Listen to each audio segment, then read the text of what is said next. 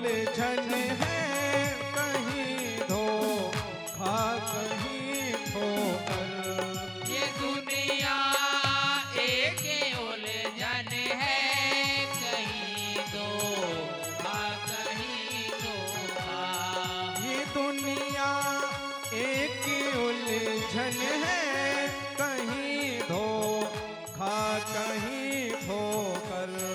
ये दुनिया एक उलझन है, कहीं धोखा कहीं ठोकर।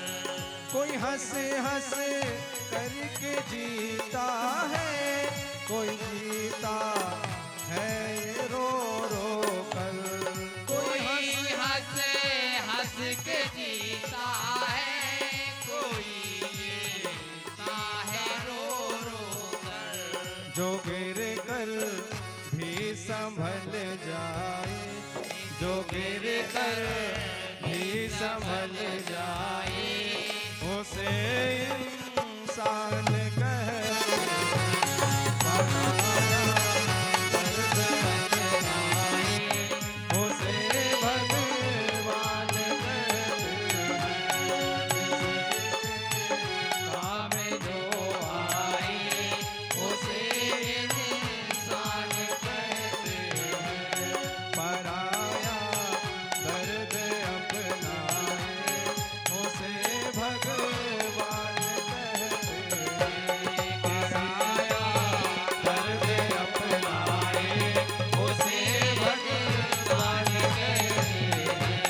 पराया दर्द अपनाए, उसे भगवान कहते हैं। उसे भगवान कहते हैं, उसे भगवान कहते हैं। माँ रोदिदस जननी गौतमी पति देवता। द्रौपदी कह रही इसे मत मारो, लेकिन भीम कह रहा है अर्जुन इसे मार दो। अर्जुन चक्कर में पड़ा है, क्या किया जाए? मार दिया जाए कि छोड़ दिया जाए? अर्जुन ने भगवान की तरफ देखा तो भगवान ने कहा कि अर्जुन, मैंने शास्त्रों में दो बात लिखा है। पहली बात, ब्रह्म बंधुर न हंत, ब्राह्मण को नहीं मारना चाहिए। और दूसरी बात, आतताई वद अर्हण, आतताई को मार डालना चाहिए। अर्जुन ने कहा कि प्रभु आप कह रहे हो ब्राह्मण को नहीं मारना चाहिए, तो ये ब्राह्मण है। आप कह रहे हो आतताई को मार डालना चाहिए, तो ये आतताई है। बात अब भी मुझे समझ में नहीं आ रही है, मुझे क्या करना है? तो भगवान हर समस्या के समाधान है। कोई भी समस्या हो जाए, भगवान समाधान जरूर निकाल लेते हैं। भगवान ने कहा अर्जुन, एक सम्मानित व्यक्ति का सभा में अपमानित करना, कर देना, उसके लिए मरने के समान। सभा के बीच में यदि सम्मानित व्यक्ति का अपमान हो जाए, तो वो अपमान को बार बार याद करेंगे, समझ लो वो मर चुका। जिस समय हनुमान जी लंका में गए थे तो रावण ने क्या कहा था? कपि की ममता पूछ पूछ। लेकिन यहाँ जो खड़ा है कपि थोड़ी है, बंदर थोड़ी है, ये ब्राह्मण है। कपि की ममता पूछ पर और साधु ब्राह्मण की ममता, साधु ब्राह्मण की ममता मूंछ पर। पहले के समय में सबकी बड़ी बड़ी जटा होती थी, अब आज के समय में जटा की छोड़ो, चोटी तक नहीं बची। अब बात समझ में नहीं आती कि हिंदू जा रहा है कि कौन जा रहा है। सबने अपनी अपनी पहचान बचा के रखी है, दूसरों को देख लो तो बात समझ में आ जाती कि ये कौन है। लेकिन हिंदू का पता नहीं चलता ये कौन है, क्योंकि पहचान होती है चोटी से, तिलक से। अब चोटी नहीं, पुरुषों की चोटी हो गई समाप्त और माताओं की हो गई छोटी। माताओं की छोटी हो गई, जैसे कुत्ते की पूंछ नहीं होती है, चोटी भी ऐसी दिखाई देती है। कहते हैं फैशन चल रही है। अच्छा देखो, पहले के समय में सब लोग साधु ब्राह्मण के पास में जाते थे आशीर्वाद लेने, पर आज के समय में सब लोग किसके पास में जाते हैं? नाई के पास में। आप लोग देख लेना, जब तक आशीर्वाद नहीं देगा, जब तक सिर में हाथ नहीं रखेगा, तब तक वो कोई काम नहीं करेगा। पहले आशीर्वाद देगा, तब फिर दूसरा काम करेगा। इसलिए अर्जुन ने देखा बड़ी बड़ी जटा है, मणिम जहार मूर्धन्यम ध्वजस सह मूर्धजम, उसकी मणि को निकाल लिया, उसके बाल उतार दिया और धक्का देकर के शिविर से बाहर कर दिया। अश्वत्थामा ने देखा कि मैं जीते जी मर गया, सभा में इतना बड़ा अपमान, मैं इन पांडवों के वंश को आगे नहीं बढ़ने दूंगा। फिर सोचा कि आखिर इनके वंश में रखा कौन है। फिर याद आ गई, नहीं नहीं, अभिमन्यु भले ही मर गया, लेकिन इसकी पत्नी जो उत्तरा है, इसके उदर में अभी एक बालक का जन्म हो सकता है। तुरंत धनुष बाण उठाया और उत्तरा को लक्ष्य करके पुनः बाण छोड़ दिया। तुरंत उत्तरा भगवान के चरणों में पड़ गई। जब द्रौपदी के पास में कष्ट आया तो द्रौपदी ने पहले बहुत लोगों की तरफ देखा। द्रौपदी ने सोचा कि इतनी बड़ी सभा है और इतनी बड़ी सभा के बीच में मेरे 5 पति, भेष में जैसे धर्मात्मा, द्रोण जैसे गुरु यहां बैठे हैं, इस सभा में मेरा कौन क्या बिगाड़ेगा। लेकिन द्रौपदी ने क्या देखा, कवि द्रोण भेष में सब रह गए मौन, और भीम महाबल भीम गिरबा नीचे कर डाली है। भीम की भी गर्दन नीचे है। सोचा था कि अरे सभा में बहुत है, मेरा क्या कौन क्या बिगाड़ेगा। लेकिन जब देखा कि यहाँ कोई नहीं है, अंतिम समय में द्रौपदी ने एकमात्र भगवान को पुकारा, और जैसे ही भगवान को द्रौपदी ने पुकारा, सारी सभा देख रही थी, पता नहीं चल रहा था। दुशासन साड़ी पकड़ करके खींच रहा था, लेकिन पूरी सभा देख रही थी, नारी बीच सारी है कि सारी ही की नारी है, नारी ही की सारी है कि सारी ही की नारी है। था बहुत अचंभित दुशासन, ये नारी है या साड़ी है। द्रौपदी में हाड़ मास भी है या कि सारी नारी साड़ी है। मूर्छित होकर गिरा दुशासन, निर्वस्त्र द्रौपदी कर न सका। 10 सहस्त्र हस्तिका बलशाली, शर्मिंदा था बस कुछ कर न सका। पूरी सभा में सन्नाटा सा छा गया, लेकिन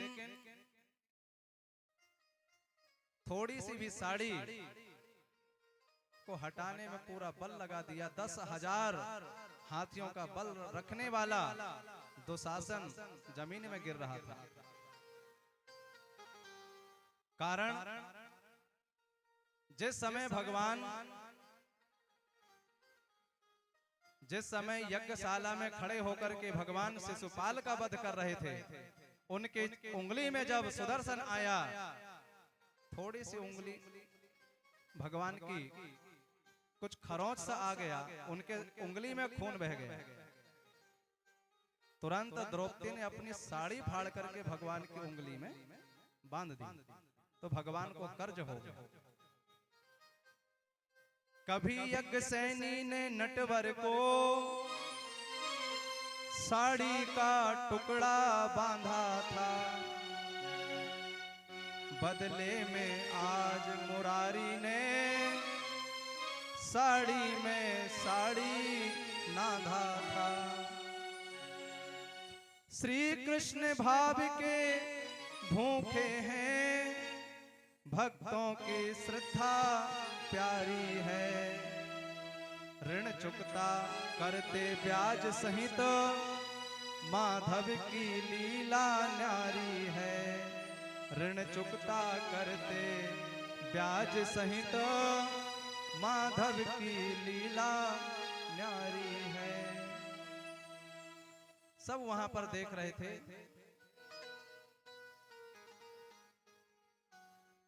परंतु द्रौपदी ने भगवान को पुकारा अंतिम समय में, जब किसी ने उनकी तरफ नहीं देखा। और आज उत्तरा के पास में जब कष्ट आया, तुरंत उत्तरा ने एकमात्र भगवान को पुकारा, पाहि पाहि महायोगिन, देव देव जगतपते, नान्यम त्वयद भयम पश्य, यत्र मृत्योः परस्परम। भगवान के सामने भगवान की स्तुति कर रही है, पाहि पाहि महायोगी, आप महायोगी हो। महायोगी कौन? जो आंखों को बंद करके दुनिया के सारे कार्य कर दे, उसे कहते हैं महायोगी। जिस समय भगवान का जन्म हुआ और भगवान केवल 6 दिन के भय, भगवान ने अपनी आंखों को बंद किया और पूतना का भगवान ने वध कर दिया। इसलिए भगवान है महायोगी, जो आंखों को बंद करके सारे कार्य कर दे। देव देव जगत पते, उत्तरा कह रही है कि आप जगत के पति हो। पति कौन? जो पालन करे वो है पति। पाति लोकमिति पति, पाति रक्षति सपति। जो पालन करे, रक्षा करे, वो है पति। और भगवान संपूर्ण जगत की रक्षा कर रहे हैं, संपूर्ण जगत का पालन कर रहे हैं, इसलिए वो संपूर्ण जगत के पति हैं। और इसलिए देखो आज के समय में पति समाप्त हो गए। आज के समय में पति नहीं रहे। पति को क्या कहने लगे? पति आज के समय में हो गए हस्बैंड। अब हस्बैंड का क्या मतलब है? हमको लगता है हस्बैंड का मतलब है हंसता हुआ बैंड। जब चाहो तब बजाओ और हंसाओ। और बजावे कौन? तो कहा मैडम, डम डम, हंसता हुआ बैंड। और पहले धर्म पत्नी होती थी जो धर्म में काम देवे।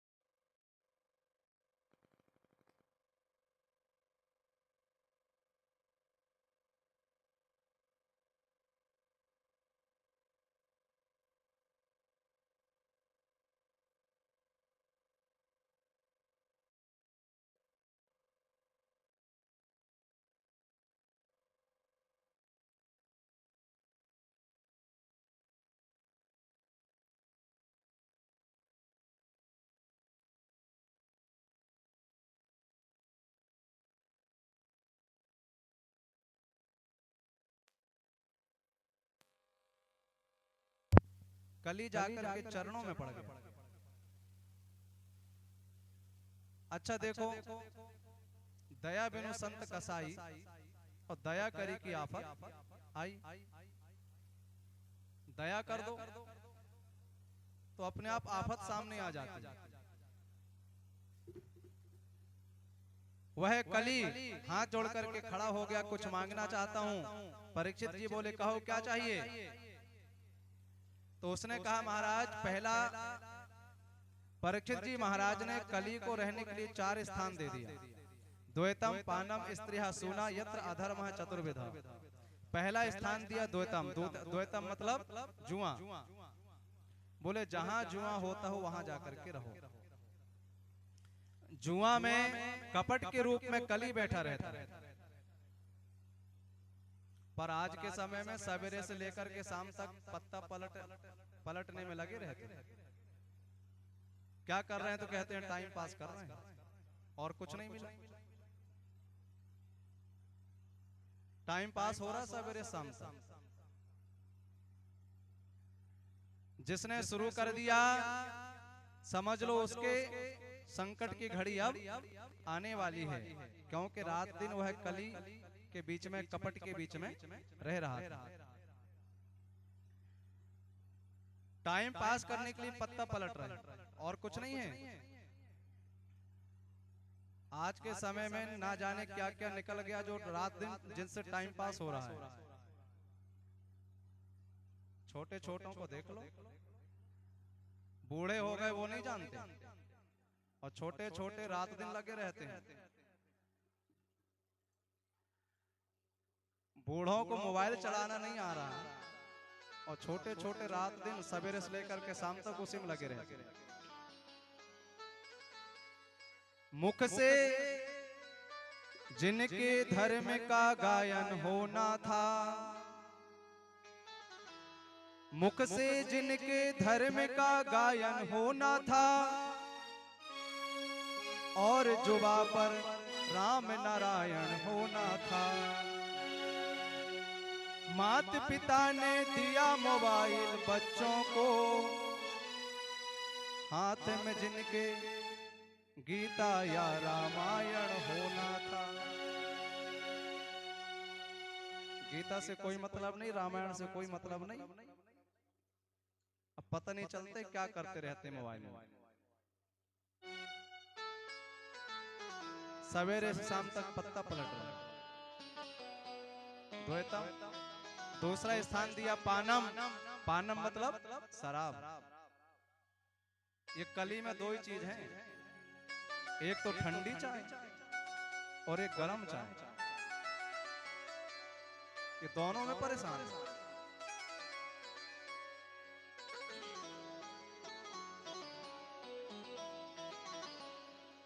भगवान कृष्ण के समय में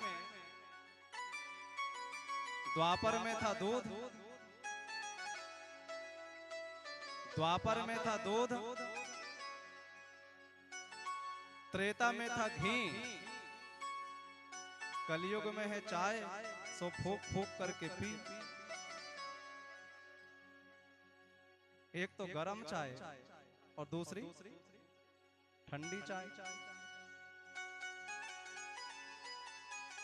इसी में लगे रहते हैं। जिसने पी लिया समझ लो उसने सारे पाप कर लिए।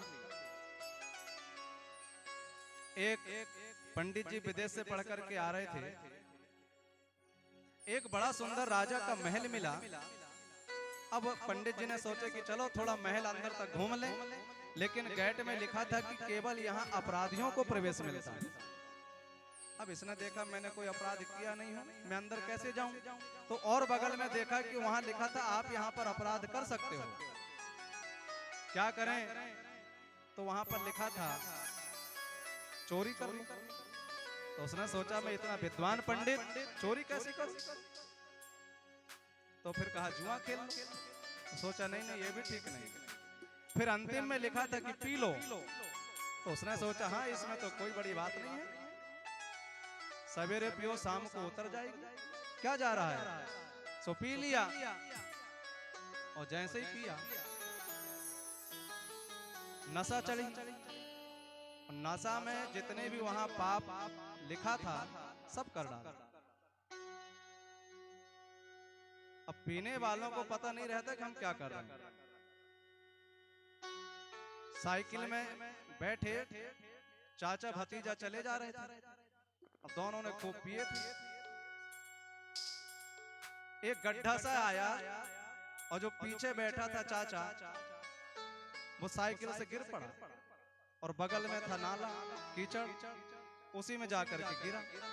अब वो सोचा कि शायद बढ़िया बैठा हूं सीट में, और वो भी अकेला बतियाता चला गया।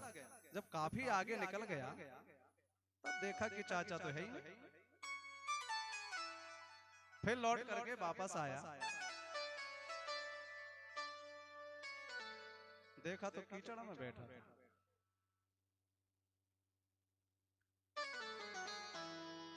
जिस समय आजकल के समय बारातों में जाते हैं लोग, और बारातों में जब नागिन धुन बजती है तब देखो अपने आप सर्प पैदा हो जाते हैं, और सबके सर्प जो सर्प होते हैं सीधे नाली में जाके घुसते हैं। अच्छे खासे जाते हैं, पूरा बिगड़ करके आते हैं, उनको पता ही नहीं चलता कब हम नाली में घुस गए। पीने के बाद में उनको स्वयं नहीं मालूम रहता। नशा न करना मान लो कहना प्यारे भाई बहना, होगी बड़ी खराबी। दारू जो पिए भैया पागल फिरेंगे बाजार में, रोएंगे प्यारे बच्चे पत्नी रहेगी इंतजार में। बिकेंगे गहना फिर क्या कहना, दर दर ठोकर खाना, होगी बड़ी खराबी। तीसरा स्थान दिया सूना, स्त्रियां सूना, वैश्यावृत्ति और हिंसा।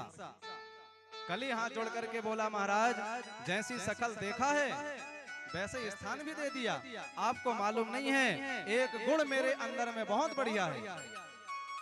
सतयुग त्रेता द्वापर में, सतयुग में खूब तप करना पड़ता है, त्रेता युग में बड़े बड़े यज्ञ करना पड़ता है, द्वापर में खूब पूजा करना पड़ता है, तब जाकर के भगवान की प्राप्ति होती है। लेकिन कलयुग में कुछ नहीं करना पड़ता। कलयुग केवल एक आधारा, कलयुग केवल एक आधारा, कलयुग केवल एक आधारा।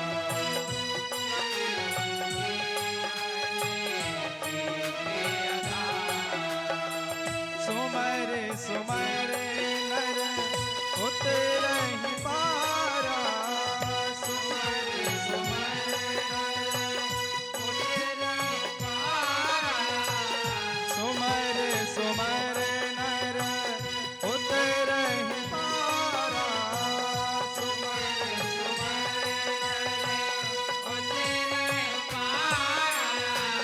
कलयुग केवल एक आधारा।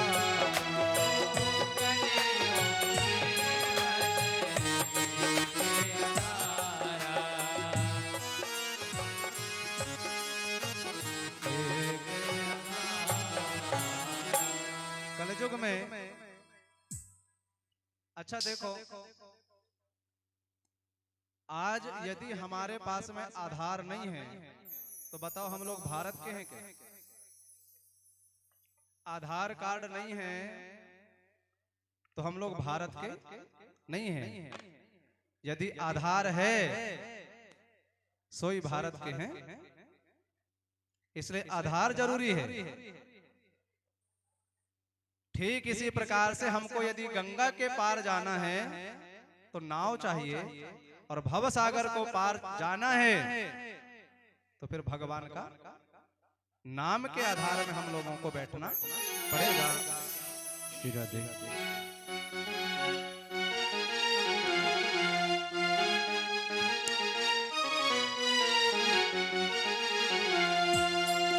सुमिरन कर ले मेरे मना,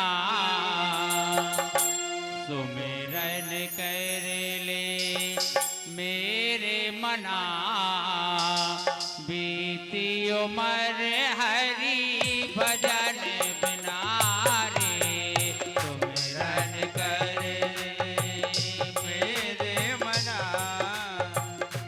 बीती उमरिया प्यारे भजन बिना रे सुमिरन कर मेरे मना बीती उम्र हरि भजन बिना रे सुमिरन कर मेरे मना बीती उमरिया प्यारे भजन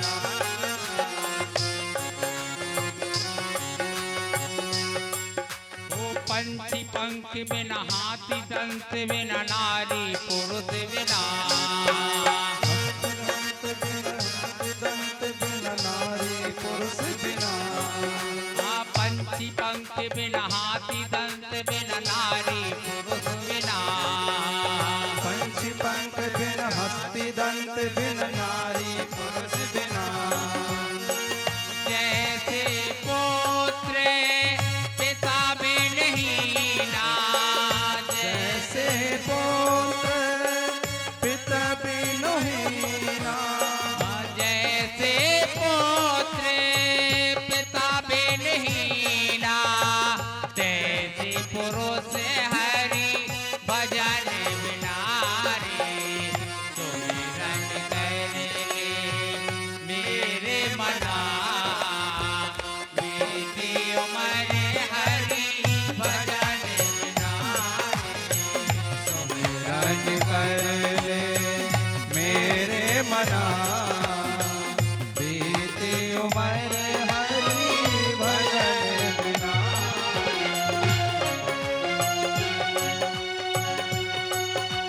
कूप नीर बिना धेनु पीर बिना धरती में बिना कूप नीर बिना धेनु पीर बिना धरती में बिना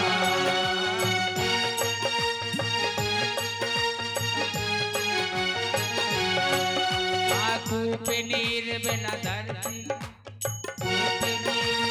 कूप नीर बिना धेनु पीर बिना धरती में बिना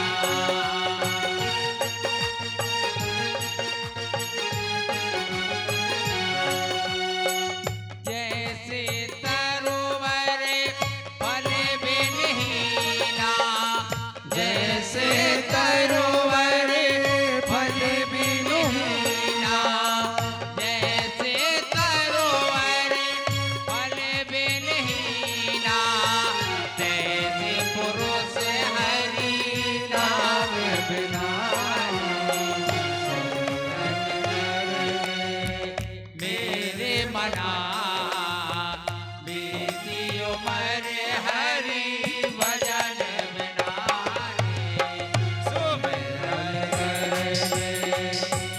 मेरे मना बीती उम्र हरि भजन बिना सुमिरन मेरे मना बीती उम्र हरि भजन बिना रे सुमिरन मेरे मना बीती उमरिया हरि भजन बिना देह नैन बिना रैन चंद्र बिना मंदिर दीप बिना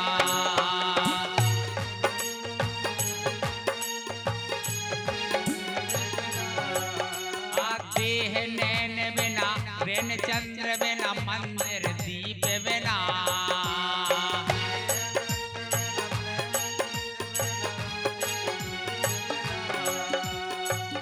जैसे पंडित वेद विहीना जैसे पंडित वेद बिना जैसे पंडित वेद वीरा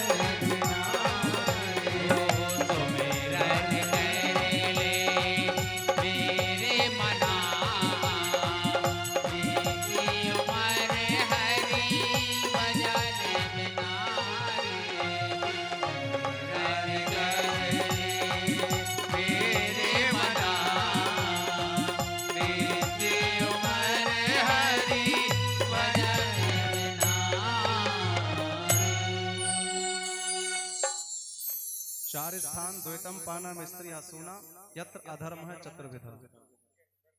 4 स्थान दिया। कली ने कहा सरकार ऐसा स्थान दिया, एक इतना बढ़िया गुण मेरे अंदर, भगवान का नाम जो कोई गाता है इस कली काल में वो भव सागर को पार हो जाता है। एक महात्मा जी बैठे ट्रेन में, इतना ही में टीटी आ गया, महात्मा जी से कहा टिकट दिखाओ। अब महात्मा तो महात्मा थे, महात्मा जी बोले सीताराम। अरे कहा टिकट दिखाओ टिकट, महात्मा जी बोले सीताराम। कहा देखो टिकट दिखाओ नहीं तो गेट पार नहीं कर पाओगे। महात्मा जी बोले भैया हमने सुना है इस नाम को लेकर के भव सागर पार हो जाते हैं, ये गेट कौन सी बड़ी बात है। तो नाम को गा गा करके भव सागर पार हो जाते हैं। राम राम कहिए सदा सुखी रहिए, राम कहो आराम मिले, खाने को बादाम मिले, रहने को मकान मिले। केवल राम राम तो करना है। इतना बढ़िया गुण मेरे अंदर किसी युग में नहीं। तो परीक्षित जी प्रसन्न हो गए और 5वां स्थान रहने के लिए उसे सोने में बास दे दिया। भगवान जब अपनी विभूति बताते हैं तो भगवान कहते हैं एकादशी व्रतों में एकादशी मैं हूं, वृक्षों में पीपल में हूं, और पक्षियों में गरुड़ में हूं, आभूषणों में सोना में हूं। तो एक तरफ भगवान कह रहे हैं कि सोने में मैं रहूंगा और एक तरफ कली कह रहा है कि सोने में मैं रहूंगा। तो किस सोने में किस धन में कली रहता और किस में भगवान रहते हैं। जो 2 नंबर की कमाई है, जो बेईमानी की कमाई है, जो काली कमाई है उसमें रहता है कली, और जो ईमानदारी की है, मेहनत की है, पसीने की है उसमें रहते हैं भगवान।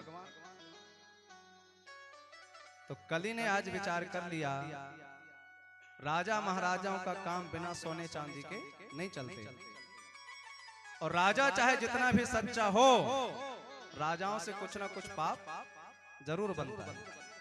इसलिए मौके की तलाश में था। और एक दिन परीक्षित जी महाराज चाबी उठा करके बक्सों को खोल रहे थे, पेटी को खोल खोल करके देख रहे थे कि किस में क्या रखा है। एक पेटी में स्वर्ण मुकुट मिली, ये जरासंध की थी।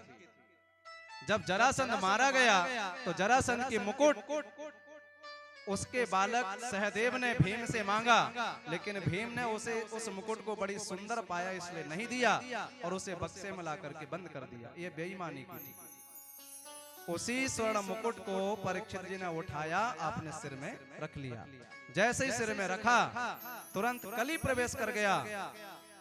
और आज परीक्षित जी महाराज शिकार खेलने के लिए घोड़े में बैठ करके वन में पहुंच गए।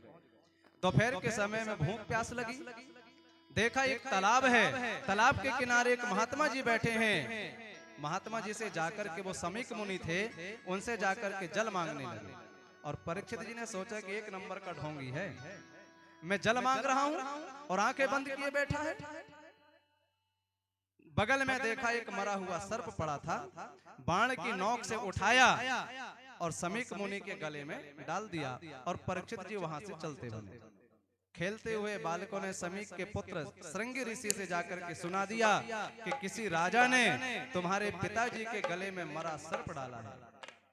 श्रृंगी ऋषि को क्रोध आया, सरोवर का जल लिया और परीक्षित जी को श्राप दे दिया। इति लंघयति मर्यादम तक्ष कह सप्त में अहिनी। हे राजन, तुमने मर्यादा का उल्लंघन किया है, इसलिए जाओ, यही तक्षक नाग तुम्हें 7वें दिन में डस लेगा, तुम्हारी मृत्यु हो जाएगी। परीक्षित जी को मालूम पड़ा। परीक्षित जी ने अपने पुत्र सहदेव को, अपने पुत्र जन्मेजय को राज तिलक कर दिया और मुक्ति की खोज के लिए वो गंगा के किनारे में पहुंच गए। बड़े बड़े महात्माओं से मुक्ति का उपाय पूछने लगे, लेकिन कोई नहीं बता रहा।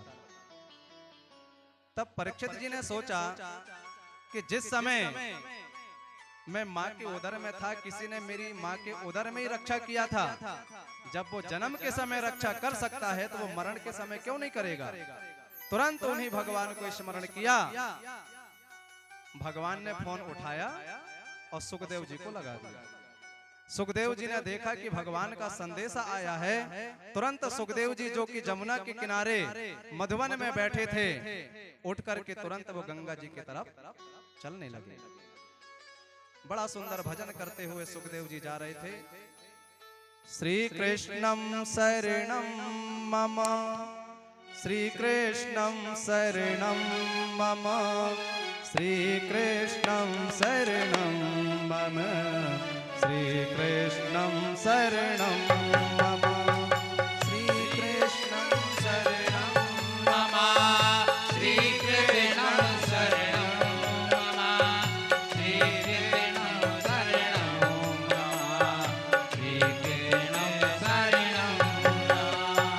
श्री कृष्णं शरणं मम श्री कृष्णम शरणम मम, श्री कृष्णं शरणं मम, श्री कृष्णं शरणं मम, श्री कृष्णं शरणं मम, श्री कृष्णं शरणं मम श्री कृष्णं शरणं मम श्री कृष्णं शरणं मम श्री कृष्णं शरणं मम तत्राभवत् भगवान् व्यासपुत्रो यदृच्छया कामकामानोपेक्षः अलक्षलिङ्गो निजलाभतुष्टो व्रतश्च बालेरवधूतवेषः।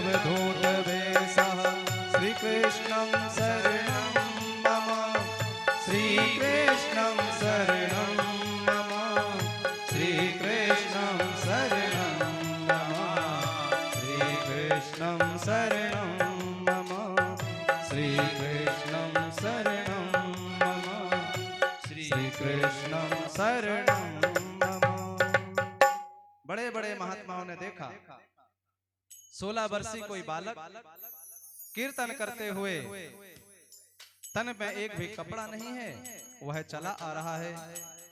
बहुत लंबी लंबी उम्र वाले महात्मा वहां पर खड़े, जिनकी बड़ी बड़ी जटा। महात्मा ने अपनी जटाओं को फैला दिया। उनके स्वागत में, उनके जटाओं में चलते हुए श्री सुखदेव जी महाराज आगे बढ़े। और वहां पर व्यास जी महाराज थे। व्यास जी ने देखा कि मेरा बालक है। उनकी आंखों से जो आंसू आए, उन्होंने सुखदेव जी के चरणों को धो दिया। सुंदर आसन में जाकर के श्री सुखदेव जी महाराज बैठ गए। परीक्षित जी ने पूछा कि भगवान, जो व्यक्ति अतः प्रच्छामि संसिद्धिम योगी नाम परमम गुरुम पुरुष यस्य यत कार्यम म्रियमाणस सर्वथा। प्रत्येक व्यक्ति मरण के किनारे में जा रहा है, तो मैं आपसे यह पूछना चाहता हूं कि जो व्यक्ति मृत्यु के किनारे में जा रहा है, उनका कर्तव्य क्या है, उन्हें क्या करना चाहिए। अच्छा देखो, हमें कैसे पता चलेगा कि हम लोग मृत्यु के किनारे में पहुंच रहे हैं। परीक्षित जी को मालूम हो गया कि मैं 7 दिन में मर जाऊंगा। हम कब मरेंगे किसी को मालूम है? जिसका भी जन्म हुआ है सबको 7 दिन में मर जाना है।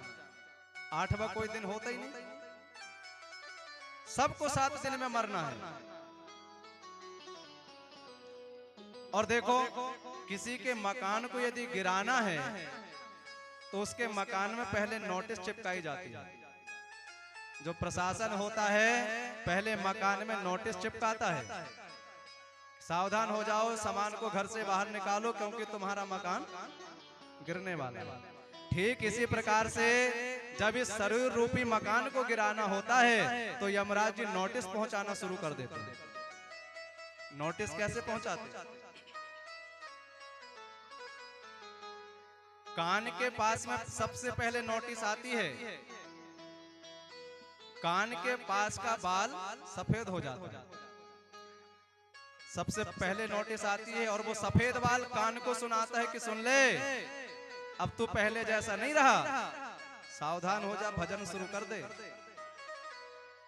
लेकिन चाहे पूरे बाल क्यों ना सफेद हो जाए। अच्छा, आज के समय में सफेद होते ही नहीं, मर भले जाए लेकिन सफेद नहीं होते। 55 के भी हो जाते हैं, लेकिन मन तो बचपन का ही रहता है, सफेद होते ही नहीं। जब सफेद नहीं होते तो कैसे मालूम चलेगा कि काल आने वाला है। लेकिन चाहे जितना काला करवा लो, नोटिस शुरू हो चुकी है, दांत टूटने लगे, समझ लो दूसरी नोटिस आ गई है। लेकिन चना चबाने की इच्छा होती है, इसलिए चकाचक चांदी वाले लग जाते हैं। फिर नोटिस आती है, दिखना कम हो गया तो लोग नंबर वाला बनवा लेते हैं, लेकिन नंबर वाले से काम नहीं चलेगा। नोटिस काल पहुंचाता है। हम कान में उंगली डालें तो सर सर की आवाज होती है, और जिस दिन सर सर की आवाज बंद हो जाए तो समझ लेना कि 8-9 महीने के अंदर में गोविंदाय नमो नमः हो जाएगा। आज हम अपनी आंख से नाक के आगे के भाग को देख लेते हैं, और जिस दिन आंख से नाक के आगे का भाग दिखाई देना बंद हो जाए तो समझ लो कि 6 महीने के अंदर में राम नाम सत्य हो जाएगा। और नोटिस आए तो सावधान हो जाना चाहिए। लेकिन आज के समय में बड़े प्रसन्न होते हैं, 1 बरस के होते हैं तो जन्मदिन मनाते हैं, बर्थडे मनाते हैं। और कुछ लोग इतने मूर्ख हैं, मैरिज डे मनाते हैं। न जाने वो क्यों मनाते हैं, शायद वो इसलिए मनाते हैं कि हमने विषय भोगते भोगते इतना बरस बिता दिया, बर्थडे मनाते हैं। श्री सुखदेव जी ने कहा कि हे राजन, आपने बहुत बढ़िया बात पूछी है। इस संसार में यदि जीतना है तो कहा सबसे पहले जित आसनो जित श्वासो जित संगो जितेंद्रियः स्थूले भगवतो रूपे मनः संधार एधिया। सबसे पहले व्यक्ति को आसन जीतना चाहिए। आसन वासन और शासन इनके बिल्कुल पक्के होना चाहिए।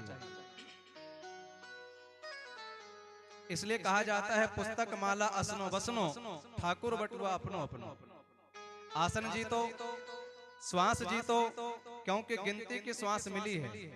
अब चाहे कुत्तों जैसे जल्दी जल्दी श्वास लो, जल्दी निपट जाओ। जित आसनो जित श्वासो जित संगो, संग को जीतो। बुरा संग छोड़ करके अच्छे संग पकड़े। जितेंद्रिय इंद्रियों को जीते। इसके बाद मन के द्वारा अपने मन को एकमात्र भगवान में ही लगाए रहे। आगे श्री परीक्षित जी महाराज ने सृष्टि क्रम के विषय में प्रश्न किया, और सुखदेव जी ने कहा कि इसका प्रश्न, इसका उत्तर हम आगे के समय में देंगे। श्रीमद् भागवत महापुराण की अब आए भगवान का भजन, भजन के बाद में आरती, और ठीक 2 बजे से भगवान की कथा प्रारंभ हो जाती है। इसलिए सब लोग समय से पहुंच करके भगवान की कथा को सुनते रहें, क्योंकि फिर पछतात का होता है जब चिड़िया चुग गई खेत। समय से ही भगवान की कथा होती है, इसलिए समय कब बीत जाएगा पता नहीं चलेगा। तो समय से आते रहें, भगवान की कथा को सुनते रहें।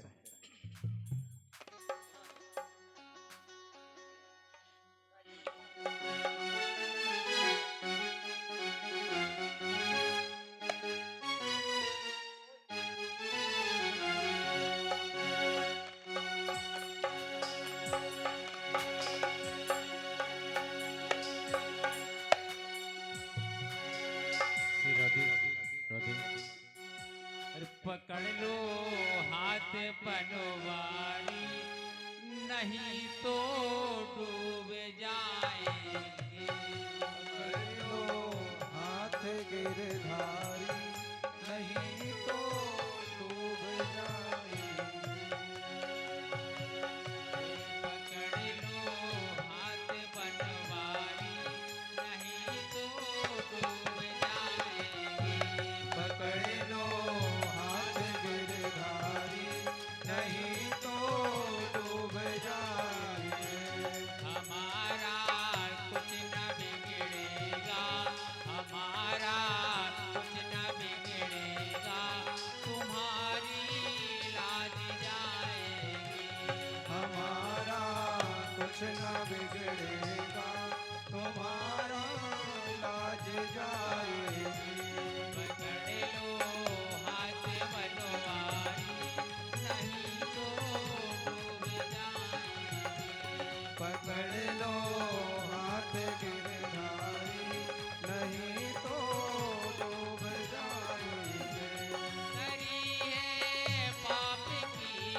गठरी हमारे सिर पे ये भारी। नहीं है पाप की गठरी हमारे सिर पे गिरधारी। धरी है पाप की गठरी हमारे सिर पे ये भारी। पड़ी है पाप की गठरी हमारे सिर में है भारी। भजन पापों का है भारी, भजन पापों का है भारी, इसे कैसे उठाएंगे।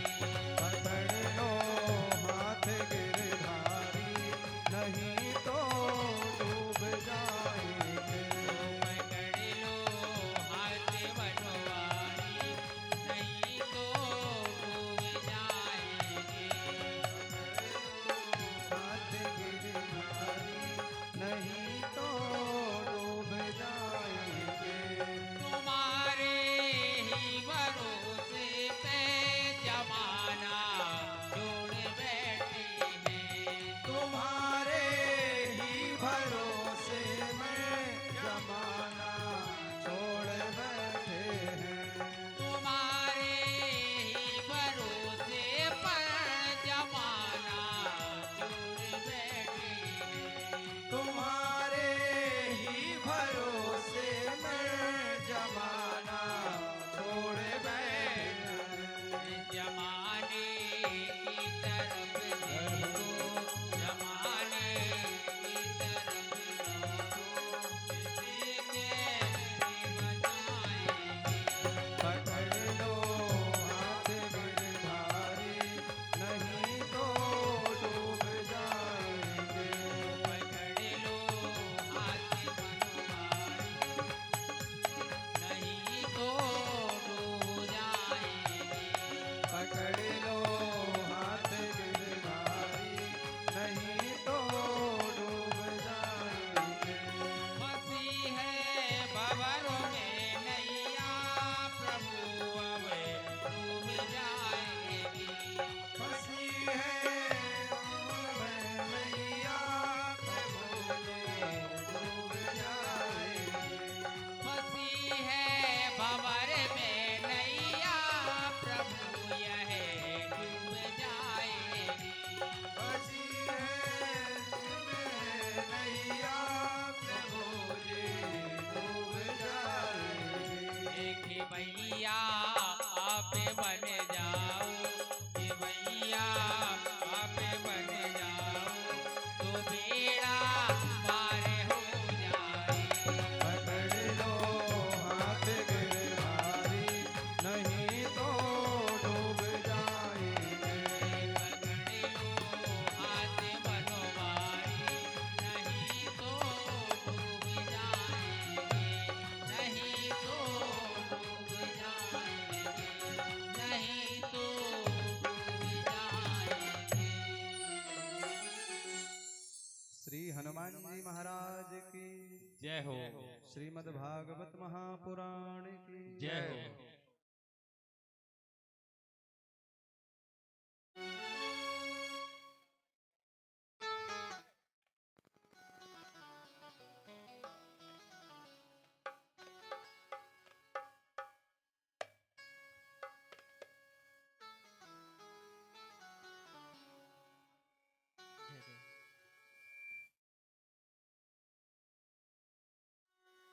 ॐ श्री ज्वालामालिन्यै नमः रत्नेश्वरै नमः सर्वोच्चारार्थे गन्धाक्षतपुष्पाणिं समर्पयामि।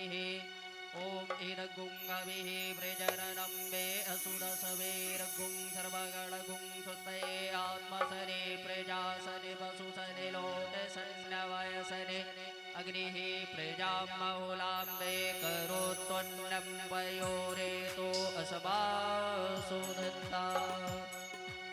मन में बसा कर तेरी मूर्ति, उतारूं मैं गिरधर तेरी आरती।